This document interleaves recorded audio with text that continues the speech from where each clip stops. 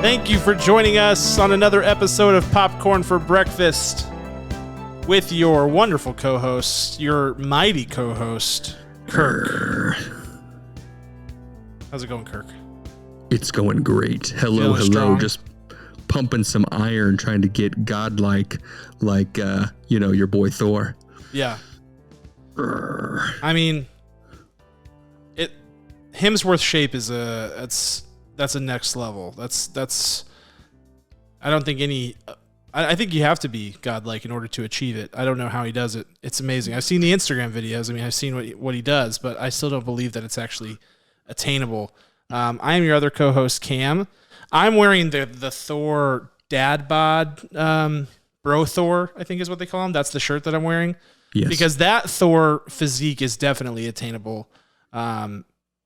I'm there. I feel good about it. I'm on the path. And he also plays video games, which I dig. Bro Thor is all about the vibes, and I enjoyed that. I know that he was like very much depressed at that time, but every other factor of his life, I feel like he was in a good position. He was yelling at children on the internet over the headset. Noob master, he was really living it up. Yeah, he was all about self-care. He knew that he was in a state where he couldn't take care of himself, so he was looking for the finer things that brought him joy. When you become in that state, I think that's fine. That's right. I'm wearing the classic Thor from his original appearance that I got in. I think I got this shirt in Disneyland, if I'm correct. Could be. Ooh, I like it. Classic Thor. Gotta love it. It's him.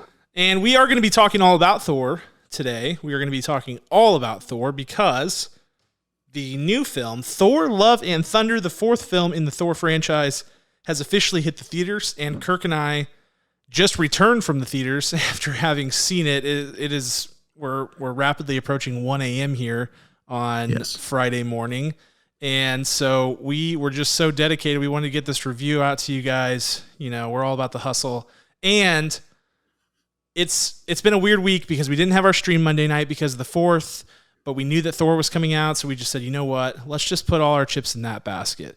Rather than going to see the Minions, recording a review of Minions, and then having to record another review of Thor, let's go see Thor, and then we can provide a spoiler-free Thor Love and Thunder review. So when all of you kiddos are rushing to the theater this weekend to check out the latest MCU flick, you'll be able to get our thoughts on it prior to entering the theater. And I think that's a pretty good plan, Kirk. I mean, if I do say so, ourselves. Did you say spoiler free? Spoiler free.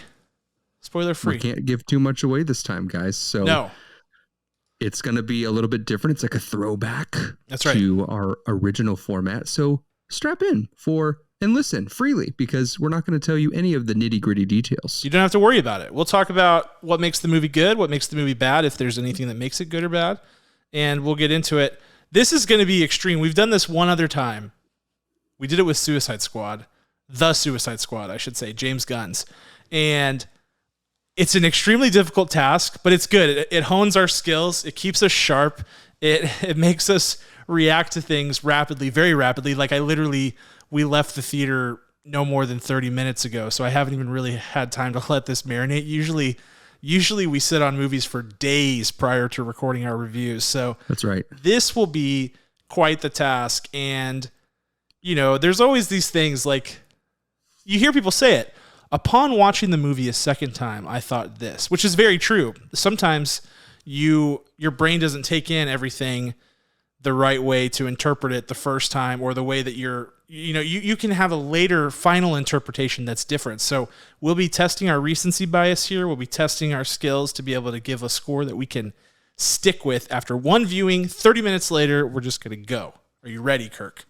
Bam! I am ready like Stormbreaker in a massive battle against aliens, and I'm so tired. I'm just there it is. I was waiting for that. I was like, he's not gonna. Yeah, I was like, he's doing the Michael Scott thing. Like sometimes you start a sentence and you don't know where you're going. I could sense that from the very beginning. But glad to know that you're firing on all cylinders, Kirk. He had no plan going into that line. All right, I'll take the floor then, because I have the honor of doing the synopsis for this film for our spoiler-free review. So I feel like most of what I will provide are things that you would have seen in the trailers, but if you are someone who avoids the trailers, Thor Love and Thunder takes place immediately following the events of, well, pretty close to following the events of Avengers Endgame, where Thor has picked himself up. He's with the Guardians of the Galaxy, and he's heading out to try to find himself, really, trying to find out what he even has left. You know, Thor, his arc has been, we always think of Spider-Man as like a tragic hero. Look at Thor. He's really been a tragic hero in the MCU.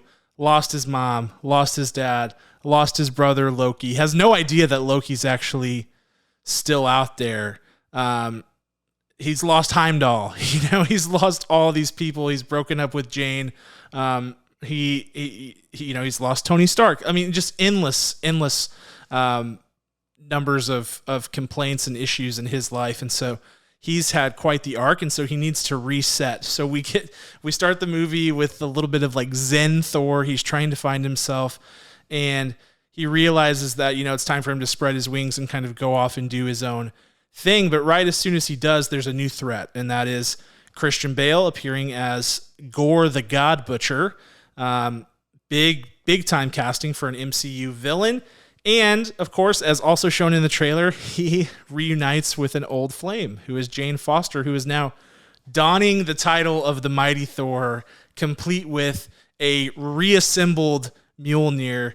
And he has to deal with not only this new threat and trying to find himself, but also being thrust into battle with his, you know, alongside his ex-girlfriend. So that is really what's going on, and there is a ton that ensues from there, but that is the general premise. Unless you think there's anything else I need to add, Kirk.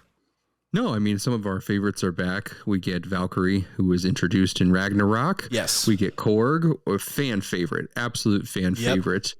And also from the trailer, and mostly from the poster, the individual posters that came out, we get some very fantastic goats in this film. And also, I think will become fast favorites with the Vans. It's a fun ride. Yeah, that's becoming a bit of a staple, I feel like, with Marvel in Phase 4 is like these animal sidekicks. Like we had, oh man, I'm totally forgetting the name of the thing from Shang-Chi, but you know what I'm talking about? The thing that had like 4 legs, no face or eyes, but like wings. That's right. There was that. There's, of course, Pizza Dog from Hawkeye. Yes. There's been a few different sidekicks, so I feel like this is continuing the trend here. I think Kevin Feige heard that The Rock was going to be voicing, you know, Super Pets, and he's like, guess what? I will position myself if that movie does $1 million, and I will immediately release the creatures of the MCU. Well, you know, there is Pet Avengers. Right. Like Pet Avengers is a real thing. There's like Lockjaw, who's an Inhuman, and you know, there is precedent for that. So I think, yeah, if DC League of Super Pets takes off, it definitely has a chance. But man, I cannot remember the name of that thing, and it's going to drive me. Norris. It's Norris, isn't it? Norris. That's right. Yeah, there we go. Okay, it's back. That's right. It's back. Anyway, but yeah, so the goats, which are, I'll just add this in here. Those are from the comics. The goats are actually... Shut up. No, they're not. They are. The goats are in the comics. So worth noting. I can't remember their names, but one of them's like Tooth Grinder or something like that. Like they have a name. They're from I think the same run of comics that actually Gorr the God Butcher appears in, because Gorr is a newer character in the comics. I think we mentioned that on a previous episode. So a lot of this stuff is newer in the comic landscape. But before we dig into all of that, let's talk about the performances in this movie, because this movie marks, of course, the first appearance of Christian Bale in the Marvel Cinematic Universe, something he recently made light of in an interview where they were saying, he said people kept telling him, oh, you've entered the MCU, and he says, I've entered what? I've not entered anything. I'm just doing a movie. And of course, the return of Natalie Portman as Dr. Jane Foster, at long last. So let's talk about those performances and see if any of those actors that I mentioned got and the Oscar goes to superlative. I'm going to take the floor first, and I'm giving my Oscar to Chris Hemsworth. There are some great performances in this movie, but I have to say that this is Chris Hemsworth's ninth appearance as Thor in the Marvel Cinematic Universe, and I just think what he's been able to build is totally incredible, and the fact that he has transitioned drastically in terms of his character from Thor 1 all the way to where we're at now, but the biggest turn for his character was in Thor Ragnarok when Taika Waititi took the reins, revamped the tonality of this character, the trajectory of this character's plotline and arc, and has totally set him off into a new direction. And yet, what I really like about what Chris Hemsworth does as Thor is that if you go back and watch those old movies, it doesn't feel inconsistent. Even though he's doing things that are tonally different, he's saying lines that are goofier, quirkier, he's doing a lot more humor, he's playing up the humor a lot more. If you go back and watch those early Thor performances, it doesn't feel like a totally different character, which is, I think, intentional on Chris Hemsworth's part to make sure that the character is staying the same, even though the flavor and the color of the character is changing, because he understood that the character needed to grow and that he needed to grow with it. And he has just helped that transition along so well. And I feel like in this movie, even more so than Ragnarok, he really is just totally in line with the delivery and vision of Taika Waititi. He knows exactly how to hit all his comedic lines. And this movie really leans heavily on trying to play up the comedy, even more so than Ragnarok, if you can believe that. They really, really lean hard into comedic elements, jokes, humor throughout, physical comedy, etc. And Chris Hemsworth's totally along for the ride, and he is the character that feels the most aligned with the world that Taika has created, and that's totally necessary for these movies to work. So I continue to be impressed by what Chris Hemsworth is able to do with this character, and especially impressed with the connection that he and Taika seem to have struck with this new vision of Thor and how seamless it feels and the direction of it. And I think that's just because Chris Hemsworth has been doing his homework. He understands this character. He built this character, and he's continuing to evolve it. Even after 4 solo films, all of the Avengers films, etc., he continues to do it. And I thought he was spectacular in this movie as well. Mr. Chris Hemsworth, number 2 on the Chris list rating, just a reminder. And he also gets my Oscar goes to. It's that simple. He's Thor. He's on my shirt. I would love to get a tattoo of him if I ever had the gall or the bravery to get a tattoo. I will say that I'll hold some notes for my director's shoes about the tonality of the character, but he can do it all. There's no hiding in it. There's no shame in it. There's no forced effort of it. Is that Chris Hemsworth has all of these shades and all of these colors within his personality and within his acting arsenal. And what he does with that is pretty incredible. You love to see the complete silliness that people are allowed to be silly. So let him be silly. He's faced against insane things around him. So if he can fly around on a goat, can't he also crack a joke or just be an absolute doof? I don't know. Like that's what I love about that side of Thor that we've seen in Ragnarok and especially here in Love and Thunder. What I also love is that when he locks in on his truest self and when the stakes are the highest, you just see his eyes turn and his face reshape and you say, there he is. So even if you are someone who is like looking for the Kenneth Branagh Shakespearean Thor, which I think we wanted more of this colorful Thor than that, which is wonderful and evolved, and it's fantastic. But when you see him lock into those moments, it's absolutely magical on film. So he does it so seamlessly that I feel like such a veteran actor needs to know. And let us remind you that Chris Hemsworth has not been acting for 30 years. It's coming up on like 15 in the film world, which is pretty fantastic and so wonderful that we've had so many experiences with him in this character. I am just always, always, always excited to see him on screen because he never lets us down. Let's go, Chris Hemsworth. Yes, good notes all around. Let's go to what's probably the more contentious of the two awards here, though I think that there's a case to be made for other people getting the Oscar goes to potentially, but I would say that Scene Stealer is where you really find yourself struggling, because at the end of the day, this is a very Thor-centric movie. It's not like some of these other movies, like think about Captain America Civil War, where that movie starts to feel less like a Captain America movie and more like an Avengers movie. And there have been other times where, as the franchise grows, you lose focus on the main character. This movie doesn't have that problem, so Thor is definitely front and center, which is why it's so easy to look to him for the Oscar Best Actor type of award. But the Scene Stealer is definitely contentious for me. I'm going with the return of Dr. Jane Foster. I'm going with Natalie Portman in this film because she tapped back into her character so easily, and this is not a character that she has a huge track record with. She was in 2 films.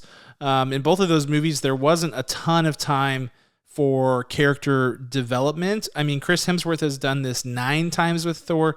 This is her 3rd time with Dr. Jane Foster, and really in the second Thor movie, you do get a decent amount of Jane Foster time, but really the first movie doesn't go that deep yet. And I feel like her character is so interesting because she has this like cringy level of nerdiness about her, which is actually really endearing. Like it makes her feel a lot more real, that she tells these like horrible, cheesy jokes and like is awkward and weird. And it makes the love that Thor and Jane feel for each other so much more realistic, because they're kind of both in a fish out of water situation. And she just tapped back into that so easily in this role. And I feel like she was asked to do so much more, because Taika was totally unleashed in this movie and was just like asking all of his characters to do really goofy stuff. And sometimes she had to deliver like the cringiest of dad jokes in the world, but it made total sense in her character within the framework of that character. And the personal moments were really where she just like amped it up whenever she's having conversations with Thor about their past, about what's happening to them now, about her situation, which I won't go too far into. If you've read the comics, you're going to be familiar with the nature of Dr. Jane Foster's transition to Thor, but otherwise I will let that be a little bit of a plot surprise for you guys so as not to spoil it. But she really, she's fully back as Dr. Jane Foster. It doesn't feel like sometimes whenever you bring somebody back later down the line and they're just like, it feels totally gimmicky and weird. She feels like a real character. She feels like the character she built in those older movies, and she adds more as well. And that was desperately needed in order to make this movie work, because it is, as you would imagine, centrally focused on sort of their relationship, past, present, and future. And so she had to knock it out of the park, and I think that she did. And I think that Christian Bale did as well, just to give that part. Like, I really did think Christian Bale was awesome. He always brings it. For me, it just came down to screen time, and I felt like Gorr didn't get enough. I wanted more Gorr. I wanted more Dr. Jane Foster as well, to be honest, but she had some more time to shine, whereas Gorr really, he did his work in limited screen time. So I had to give it to Natalie Portman, Dr. Jane Foster. Well, that is perfectly fine, because I will give mine to Mr. Christian Bale. There you go. I really wish that Christian Bale was British, because I feel like he would have a fantastic knighted name. Sir Christian Bale. He's British. What is wrong with me? He's not a knight, tired. but he is very British. Well, good. Then he will absolutely be knighted one day, and he will be Sir Christian Bale. I'm just speaking it into the universe. I'm so tired. I cannot reiterate that enough. Christian Bale, we should be thankful for his presence in this film, because he was almost not in it. It's that simple. There were possible scheduling conflicts. There were COVID quarantines. He's got a big slate coming up, honestly. And the fact that he's done his time in superhero movies. He was, of course, Bruce Wayne and Batman in the Dark Knight trilogy. So there was a lot working against him. The reason he chose to do this was that his kids actually encouraged him to do it, which is hilarious because he's the villain and quite the scary villain, as to be expected and as seen in the trailers at that. He definitely lives up to it. They have a great motive behind his origin villain story. And there are just so many just real things that he brings to this. Spoiler free. I think that the truest part of this is how haunted he is by his motivation. Therefore, he has zero restrictions on the chaos and destruction and pain that he will bring to others, because he is so filled with that because of what's happened to him, that he is not going to allow anyone else to feel joy or happiness. And it's very, very impressive. I've seen a lot of Christian Bale performances, and so many that he's convinced me that he's not British. And I think that this is just another one of his top 10. It's absolutely mesmerizing. Bravo again, Mr. soon-to-be Sir Christian Bale. Nice. This reminds me of the time when I went on for a really long time in our Enola Holmes review about how good Millie Bobby Brown's British accent was, only to be horrified later by the fact that she is full-fledged British and I sounded like an absolute idiot. So no egg on your face. Glad we were able to catch it this time. Let's be clear. He is absolutely from Wales. I was going to say Bale is also like a very British last name. So not that you can have, you can have a British last name and live in the US and be an American citizen, obviously, but I digress. I will say Christian Bale is he might be my favorite. I change all the time, but he honestly might be my favorite actor ever. I think he's absolutely spectacular. I've never seen him turn in a bad performance. I just frankly have not seen it, which there's really very few people you can say that about. And this villain rocks. This villain is awesome. People always, and we've talked about it ad nauseum on this show, people always slam the Marvel villains. I think for good reason. I think Marvel has had a villain problem in the past, save Michael Keaton's Vulture, Michael B. Jordan's Killmonger, and Thanos. I think those are really like, and then also Shang-Chi. I thought Win-Woo, incredible. But incredible. They have had Kurt Russell is up there too. Ego, that's good. But there are a lot of villains that are very forgettable. You don't feel empathy for them. You can't see their side of the story. Not the case with Gorr. Gorr is a very sympathetic villain. You totally see where he's coming from. And Christian Bale turns in another performance for the ages. I just wish we had more. I just was craving more. But we'll talk about that more in the production of the movie, which we'll get into right now. Let's just dive into it. Let's talk showstopper, Kirk, and let's get into our favorite things about the movie. Here's what I'm going with. And this is interesting because there was so much chatter on the Twitterverse about this particular factor in the movie, and that's the visual effects. The visual effects are my showstopper. I thought this movie looked freaking awesome, particularly combat special effects. I thought was insane. All of the lightning effects, Gorr's like shadow blade effect that was going on, totally sick. The like Thunderbolt that they show in the trailer now, like the most recent trailer, that Zeus holds and that you also see Thor holding in the trailer, awesome effect there. And I thought they were just totally leaning into it. Now, here's the thing that I want to make clear.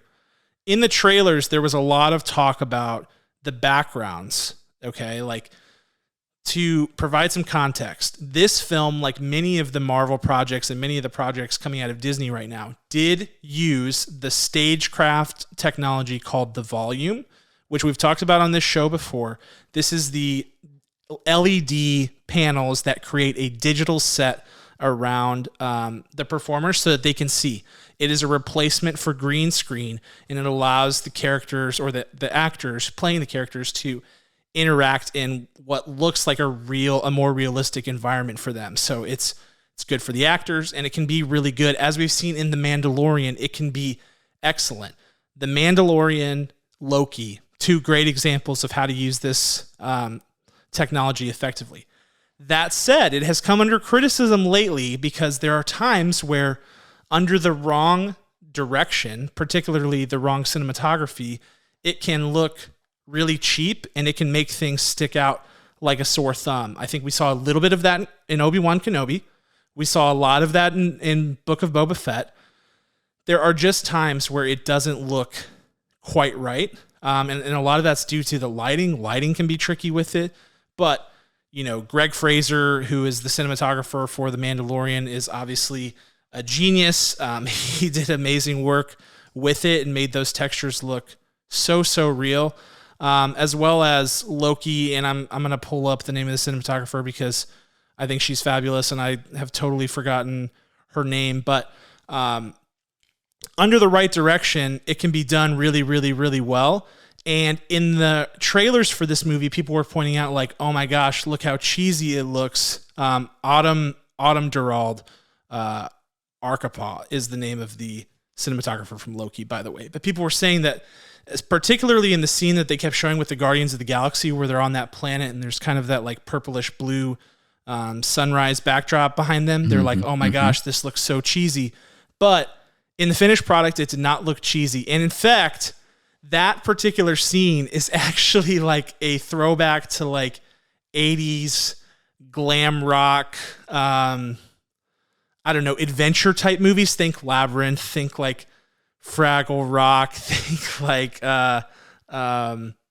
Never Ending Story, things like that. It's an aesthetic choice. It's a genre choice, and it's made throughout this movie to make things look like that. And so at times whenever it looks like you can tell that they're on a backdrop or whatever, that's an intentional thing for the genre, which I think obviously you can't have that context from the trailer. But at no other point is it glaring. And in fact, the movie looks gorgeous. Not just backgrounds, but also the effects.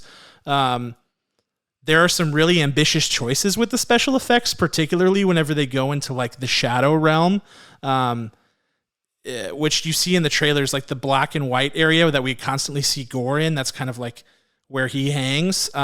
Really cool stuff that they do there in terms of they do some like almost stop motion type effects, some really cool stuff with the shadows, the combat there, the use of like grayscale versus full color. There is some really interesting stuff from an effects standpoint. And the other thing, I know I've gone on way too long about this, but the other thing about it is that it's all consistent. You can see why they're making the visual choices. Anytime there's a difference, like I mentioned with that one scene where it's like kind of that like they're leaning into that like 80s glam sci-fi adventure type movie shtick, you can see why they're doing that. And then it changes styles, but everything flows really nicely. And when they change styles, you know why they're doing it, but the effects all gel really well. The backdrops, the lighting, all of the effects that they used, everything digital looked really excellent. I feel like it's the best that Marvel has looked actually in a long time. So it's funny to me that like the thing people were worried about, and I felt the same way watching the trailers. I was like, ooh, some of this does not look good. I thought it looked awesome in the finished product. Yeah, I think it's fair to be concerned, but we also, just like the She-Hulk controversy, She-Hulk released its first trailer and everyone's like, this looks terrible. What garbage, put some more money into it. And then like 1 week later they said, hey, don't worry, we're still fine-tuning. That was the plan all along. Not like a Sonic the Hedgehog situation. It was literally like CGI takes a really long time to perfect and like get the artist to fine-tune. Like, you do understand, listeners, that when people draw cartoons, you know, it's not in full color every frame. No, they stencil it out. They have the movement there, and then the colorist comes in and splashes the paint. So this is what that is. I love the volume that. I love that look, because you're always going to have that look unless you can actually recreate the entire world, which is impossible to take us to these fantastical places. So you either get a green screen look behind it, which you know is not real, but you have to suspend your disbelief, right? Or you get this LED screen with a very specific tone, hue, color balance to it that gives you that 80s feel. So yeah, or you get like a really small scale, fully practical situation, which can be used at times. But when you're talking about a huge intergalactic battle or running across a new planet or something like that, and that's the good thing about the volume, is that when used correctly, it looks great, and you can mix practical in there because it is a screen that goes around you, and then you can build sets within that. It's like a big dome. Right. So it really has. I get why people have complaints about it. To your point, like there are times where it's been abused, but when done correctly, it looks really excellent. Right. You can't just set it up. Like, I can't just put a TV behind me and say, "Look at me, I'm in Australia." No, like that's not how it works. There is an art form to it still. Yes. Much like, think of it like when you go to a concert and there are all these visuals flashing on screens. There's a band, I think they're called like the ARJ or AGR brothers, and they use a lot of cool stuff like this with their screenings and with their flashes of lights and how they interact with it. So if you can just not pick it apart, honestly, you won't even focus on it. So if you're someone who was like hating it, extremely worried about it watching the trailer, if you just throw that out the window and focus on the story, it all blends together, and not in like a please look past it way. It just focus on what the director, what Taika is trying to make you look at, and everything else puts the picture as it's supposed to be in the frame. And also, and I hope that there's a lesson here for all of the film Twitter people who were being snobs about this. The trailers and the shots that they release, like whenever they're like new scene from Thor Love and Thunder, the things that they release beforehand are never finished ever, because they had to get them prepped and ready to go months ago so that they could prepare the marketing and media package for the movie. Right. So it's never ever finished. So you can never judge the visual effects by the trailer. You just should not. It just should not happen. So film Twitter, luckily, is really rational and understanding. So I'm sure they'll be able to. I'm just kidding. They're among the most irrational people ever. But hopefully they learn that lesson, so I don't have to see people whine about it in my timeline anymore. But this is certainly another bit of evidence in that camp. So visual effects. All right, Kirk, what's your showstopper? My showstopper is very simple. It's a condensed version of yours. It goes down to the Shadow Realm fight scene. You've seen it in the trailer. You see just black and white, and you see all this shadow, which is perfect, because when you see Gorr, he is this villain just draped in this, not muddy, but in this distilled, distorted white, where you see these fangs. You can see it if you're watching on YouTube right now. You can see the fangs in the poster picture, and you see like this total just dissonance, this total like upsetting character to look at. And so then you get this beautiful visual with light and darkness, black and white, good and evil, and just some of the most creative things I've ever seen done in film before. He didn't hold back. And because that Taika was able to create the world in color with limitless opportunities, when he got to black and white, he had just as many opportunities to tell the story. It wasn't like he was telling like a straight comedy up until that point and then decided, okay, great, we're going to get crazy now. No, like the risks that he was able to take in the front part of this film before we get to this Shadow Realm fight scene, it's really, really perfectly progressing into that. I thought it was beautifully shot, wonderfully well done, unpredictable entirely. You didn't know which way was up, which is exactly what needed to happen in that scene. So that Shadow Realm fight scene, when you guys get to it, just strap in. It is so exciting, fun, and scary all at the same time. Yeah, I love how they sort of, when it comes to Gorr, and specifically when they're on that planet, they do some like really old practical type effects as well, and mix it with new school, like super high tech visual effects. Gorr, almost certainly has to be partially inspired by Nosferatu, at least the way that they interpreted him on film. The way he moves is Nosferatu-esque. His design is Nosferatu. And they did some like early 1900s type like aesthetics and looks in that shadow realm to make him come across that way, and it just adds a level of creepiness. It adds it's something just totally different that we really haven't seen in modern. I mean, certainly not modern comic book movies, but I haven't seen anything like that in a while. And they played it up really nicely, and I just love that touch because I think it's a very clear homage, but one that brings new life to the techniques that we saw in those older films. Something that's so good about the light and darkness is that you have all of these dark spots, all of these shadows. And so then you can make characters disappear. You can make them visibly hard to see. And those moments where you don't know where someone is, whether it's a hero or a villain, those moments your mind is racing, right? So like you might have an idea of where they're at, but you're like, what's happening to them? Are they gone? Is this the end of them? Have they fallen into a hole? Your mind just like fills in the blanks, which is exactly what the director and the storyteller want you to do, because the unknown is scarier than more times than not scarier than what you're seeing on screen. So that's right. Bravo. That's right. They always talk about that with horror. The effect is usually lost once you see the thing, so it's good to use the shadows to your advantage to create something in people's imaginations. It's creative. Let's talk about director's shoes, and some things that we would have notes on. For me, and this is always a big one with me with sequels, and we've seen so many franchises fall into this, but it's the scale. It's the scale. The stakes and the scale feel small in this movie, and I think that the story is fundamentally sound. I feel like there's good character work. There's a good arc. There's a reason for the story. Within Thor's arc, it's clear kind of where we started, where we are going, and why we had to go through this journey to get there.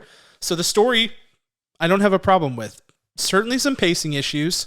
This movie is very short in terms of runtime. It's below 2 hours, which is unheard of in the Marvel Cinematic Universe. I'm pretty sure it just does not happen. But the bigger problem is the scale and the stakes. This feels like a sequel. It feels like something that is not ready to build to something much bigger, but doesn't want to not go anywhere. It like something it reminds me of is kind of like Star Trek Beyond, which is what I always use as the poster child for this, where it's just like, okay, that was a story.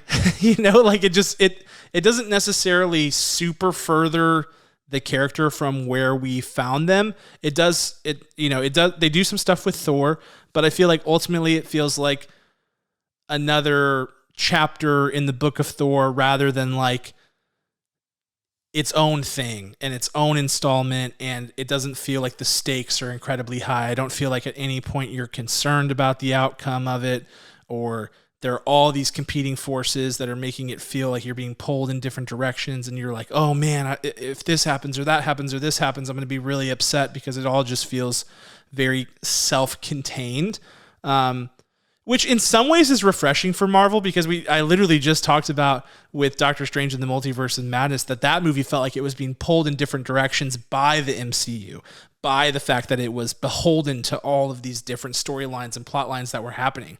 So to have something like Thor Love and Thunder, where it's totally not, it's its own thing. It's just a Thor story. It's not really anything else. There's not wider things at play, is good, but I think that there needs to be a balance, because I think in this franchise, meaning that not just the Thor franchise, but the larger Marvel Cinematic Universe, something that really gives these movies purpose is the ability to have high stakes and to impact things outside of what's happening just within the movie. That is what makes this whole thing work. So there is a delicate balance to be struck there, and I felt like this one was too far on the side of the scale toward self-containment, low stakes, episodic in a way, and I felt like it held the movie back, and I think the pacing did that as well, because there's not as much room for character growth and relationship growth and things like that. I'd like to spend more time with our villain. I'd like to spend more time with Dr. Jane Foster and Thor individually and together.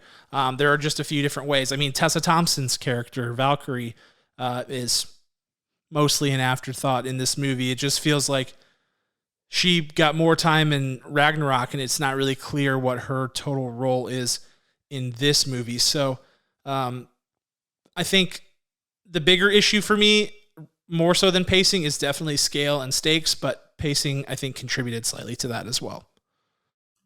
Excellent. That is correct. My director's shoes. I still promise you I'm going to find some really cheap shoes and write director all over them so that I can hold it up whenever we do this piece. But no, you don't hold it up. You have to wear it, and then you have to painstakingly pull your foot up to where it can be seen on the webcam. Right. I can do that. I can make that work. I'll have like a second cam set up and I'll like wheel my chair Shoe over that cam. way. And I think that we get a lot of the fourth joke in the comedy of this film. Unfortunately, it's most painstakingly noticed when we are against the Guardians, where, you know, their comedic timing and comedic skill and just trust in each other is so strong that when you have their team making jokes that don't land in coordination with Thor, and there should be some friction there because he's not officially part of their team. He's forced himself in there. But when you have it, you can kind of see this tension that should be working in a different way. You have someone as talented and as skilled as Chris Pratt landing his lines and it not sticking to Thor, to Chris Hemsworth.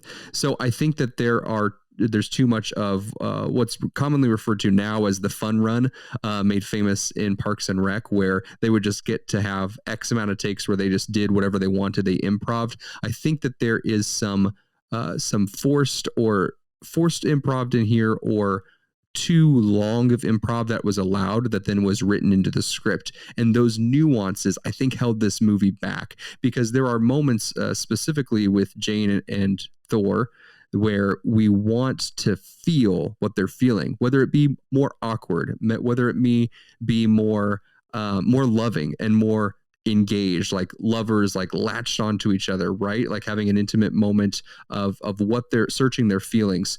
What we get in this is that some of those heartfelt, quirky moments start quirky and then they get lost or ran down by the total freedom and lack of conciseness with where the scene was supposed to go. And part of that is Taika's style. Part of it is that he beats to his own drum for sure.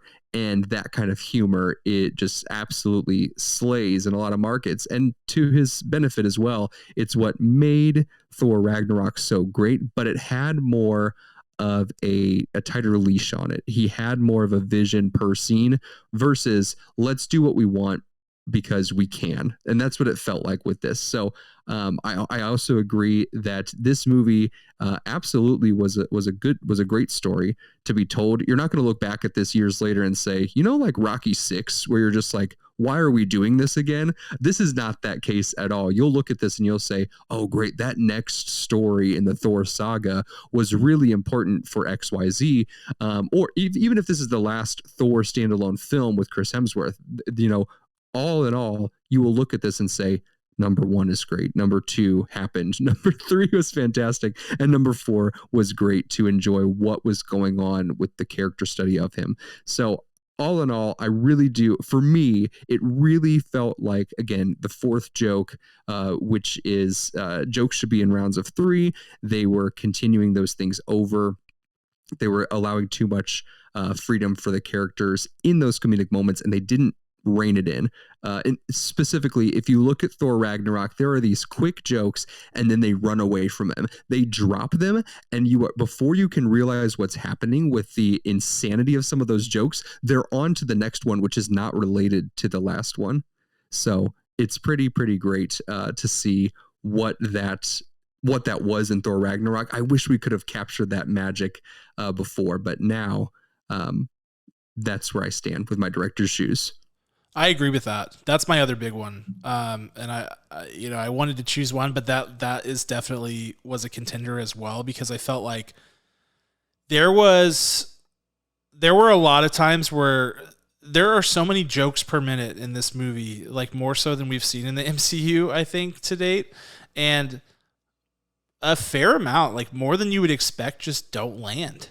They just don't. And there are full bits that just never hit. And they spend a ton of time painstakingly building out the joke so that they can hit it X number of times, and not one time does it hit, which is weird. Like, you're not used to seeing that in these movies. It's a bizarre thing, but it's absolutely true. Like, I felt like pretty ambitious on the comedic front, and a lot of it hits, like 75% of it does hit, and a lot of the laughs are good, really good, legit, genuine laughs. But the stuff that doesn't hit is brutal at times. It just does not totally play. And I feel like that is where you get okay, we've got too much Taika going on. Like this really was like, this felt much more like Taika was getting carte blanche on this film, more so than Ragnarok. But in some ways that was not necessarily good, but not bad. In other ways it was bad. But I felt like the visuals and stuff were great. And I actually, like, some of the stuff that was really weird that at first I was like, ooh, I don't like this, I really liked. But some of the stuff I really didn't like. With a particular set piece in the movie that involves, like, the other gods, I would say. That, like, a lot of stuff that was happening there did not land for me. And a lot of those bits were not working, and it kind of made that whole segment not work, in my opinion. So totally agree with you, man. I think that they were swinging for the fences on a lot of this humor, and it just did not totally fly. So, all right, let's wrap this up. Final thoughts and scores for Thor Love and Thunder.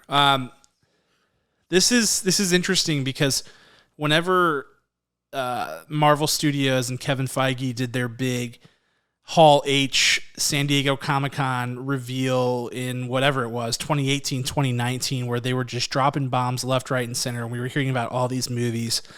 They brought Natalie Portman up on stage, and it was huge. It's a day that I will never forget. We were podcasting that day. We ran through all the stories on the podcast. There were thousands of them. We were trying to react. It was nuts. So it must have been 2019, actually, now that I say that. But it was incredible. But the last movie that was on that screen was Thor Love and Thunder. It was the very last thing on the timeline. So this is, this to me is like a milestone for MCU Phase 4. And we can talk a little bit more about the MCU. Maybe we'll do that in our next episode or something like that, whenever we've had some more time to digest. But this movie, I was expecting, this is a legacy character. This is their only major character to carry over from that original 6 of the Avengers. Like, Tony Stark, gone. Black Widow, gone. Clint, doing the Hawkeye show, but has never had standalone movies. Bruce Banner, Mark Ruffalo's Bruce Banner, has never had a standalone movie. And then you've got Thor and who am I forgetting? Cap, who's had standalone movies. He's also gone, replaced by Sam Wilson, Captain America. So this is their last flagship guy. And so I was really expecting this one to be a big hallmark movie for Phase 4, a place where they stick their flag in the ground and say, this is where we are going. And I didn't get that. I felt like this movie had the opposite problem that Doctor Strange and the Multiverse of Madness had, ironically. Like, it was not connected enough to the rest of the MCU. It had a good story, whereas Doctor Strange, that's where it struggled, was the story. But it struggled here with, like, making us care about the larger things that are happening and the larger forces at play. It just kind of kept it too scoped in. I mean, we've talked about the jokes in the comedy, which hits more often than not, for sure, but there are times where it doesn't and it hurts. And I think that people who liked Ragnarok will mostly like this movie, but people who didn't like Ragnarok are going to hate this. People who didn't like Ragnarok are really going to hate this movie, because this is just leaning way harder into the Taika stuff. And the dude, to his credit, has his own style and his own his own way to go, and I like a lot of what he does, no doubt. What We Do in the Shadows, Jojo Rabbit, Thor Ragnarok, I was a fan of that movie, but he swings for the fences, and he's ambitious, and he does not pull his punches, certainly not in this movie, and I think that sometimes that's good, and sometimes it's not so good. So, man, it's so hard to score this movie. I really liked the story, which is where, for me, if they can get the story right in a movie like this, it's like, okay, then I can rewatch that because it has that element that I like, and I really like a lot of the characters. But I definitely feel like this is not top tier MCU. I don't feel like it's better than Ragnarok. I feel like Ragnarok is still the bar for Thor, and I don't think it's a top 10 or maybe even 15 MCU film. So I think I got to give it a 7.8 out of 10 kernels. That's where I'm landing. It for me, 8.0 is where you hit great movie territory. I think this movie is held back by some of the things that Kirk and I discussed, and so it doesn't quite reach that threshold. I really enjoyed it still, but it has its problems. So 7.8 out of 10 for Thor Love and Thunder from me. Solid score. Thor, as I've said, is my absolute favorite in the entire MCU. I am a Shakespeare lover. I love the stakes of it. I love the focus of it. I love the language of it. And part of this movie, especially as we lose even more of that, as Thor has been through so much more since Ragnarok. And Ragnarok, that's still a core piece of him, with allowing to show him so much more. And he goes through killing Thanos, and then everything else that comes with that, and relocating his people, all of those things involved. So he's been through the ringer, our good Thor man. And we have to accept that he is so much more different in this film, but we also have to accept that we need to be presented that in a consumable way in 2 hours, literally 1 hour and 59 minutes full runtime. I will say that I'm still in love with this character. I will say that I would absolutely see Thor 5 if it ever comes out, if there's even a plan for that. And parts of this, like Cam said earlier, they feel like episodic. Parts of this feel like they let the Disney Plus writers come into this and say, like when we write like the Disney Plus series, there are moments in there where you're like, okay, move on. Like we're in the full film realm here. And I just want people to know that when you see this, it's the same character and love. But absolutely, as Cam said, it's not the best MC movie you've ever seen, but there are such incredible moments where it boosts it to the top quarter. Let's call it the top quarter. Not the top 5, not the top 10, but really a solid story that keeps you guessing. The unpredictableness of it is there, and the core of it is super stellar. It's a super home run there. My score is very close to Cam's. It's the 7.6 out of 10 kernels. Wowzers. Tough one to score. I wonder how we will feel upon second viewing. I haven't yet gone back and watched Doctor Strange in the Multiverse of Madness. There were so many things I liked about that movie too, but I feel like very soon we need to do another State of the MCU pod and say where things are at with, Moon Knight's been there and gone. Miss Marvel's wrapping up. We've had Doctor Strange. We've had Thor now. We're deep into phase 4 of the MCU. So I feel like there's lots to discuss, and I feel like there are strong opinions on this phase of the MCUs that not just from us, but from everybody. So I want to have the conversation between the two of us so that we can get other people involved. But yeah, Thor Love and Thunder, 7.6 from Kirk, 7.8 from me. Go out and see it this weekend. Let us know your thoughts. I expect this one to be fairly divisive amongst fans because I think that it really does have its own appeal, and you're either in or you're not. But ultimately, it sounds like for both of us, the story is what carries it through and what keeps it in the good graces, despite some other ambitions that fall a little bit short. If I'm giving the consensus, that's like, how on Rotten Tomatoes, they do the critic consensus. That's what I just did just now. That's right. So spoiler-free review. Thank you guys so much for listening. Sorry we went a little bit long, but we had lots of good stuff to talk about. Go see Thor Love and Thunder this weekend and let us know your thoughts on social media. We will be excited to hear them. But until that time, we're going to give a special thanks to our executive producer, Ryan Spriggs, as well as the band that created our incredible original music, Rhetoric. Check them out anywhere you listen to music, and we will see you guys next week. Talk to you then. Bye.